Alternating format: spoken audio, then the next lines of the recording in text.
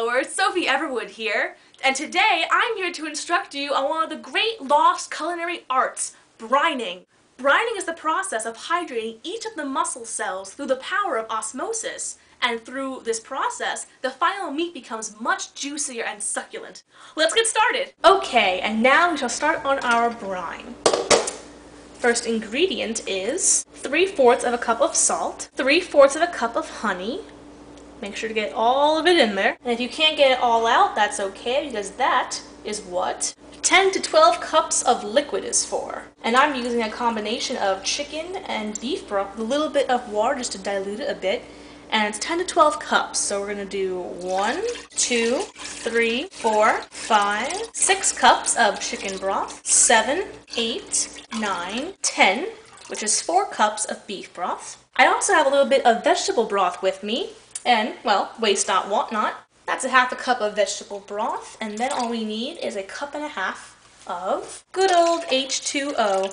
And we'll also get the heat going on this because I don't want to stay up until the wee hours of the morning boiling this big pot of liquid. For the final touches, we have 1 small onions, minced fine, 1, 2 bay leaves, okay, 3, I like bay leaves. And finally, 1 whole tablespoon of black peppercorns. Peppercorns, please, not pepper, but peppercorns. Yes, there is a difference. Perfect! And now all we have to do is let it come back down to room temperature. The room temperature part is very important because we're going to be putting our hen inside the broth, obviously. So you don't want to put your uncooked hen into a hot broth. That's going to cook it. So we're going to move this off to a nice cool burner so it cools faster, and come check on it in about an hour. Now it's time for the hen, which should be rinsed off and pat dry, just like, well, like this. And just place your bird thusly. Now wash those chickeny hands. And now just put the lid on and put it in your refrigerator or icebox for at least 8 hours. See you in the morning.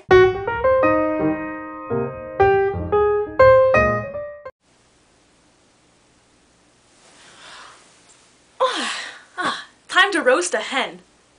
Ta-da! Now we have our hen, which has been brined thoroughly and has already been pat dry by paper towels, of course. And now it's time to season with ground thyme, salt, and pepper. And since I don't care for the feel of chicken on my hands, I'm going to use a glove. With this hand I shall hold the hen, and with the other I get to season, and don't cross-contaminate anything, always a good idea. Wait a minute, what am I doing? Table salt? Ah, much better. Kosher salt. I do believe the great and powerful Alton Brown would be proud. Make sure to get inside the cavity as well. And now some pepper. Freshly ground would be preferable, but I'm on an airship and we don't have the kind of expenses for a freshly ground pepper mill. Oh, so says the captain. I have my opinions. And some ground thyme. Ah, very nice indeed. The best part of this? Clean hand. Now this is going to go into an oven set at 400 degrees for 1 hour. Oh, and do make sure that you clean everything that hen came in contact with. Cross-contamination is a nasty thing.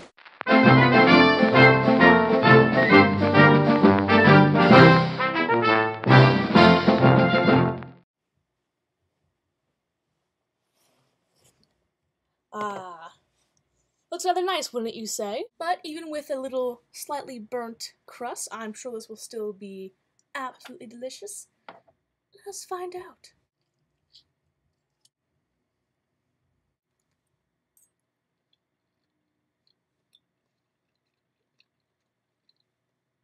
Incredibly moist. And why? Because we brined it. It's going to add so much more deliciousness to anything that you brine. And if there's leftovers available, they will still be moist, like days on end. It's the miracle of osmosis. Well, now, if you'll excuse me, I have to devour this right now.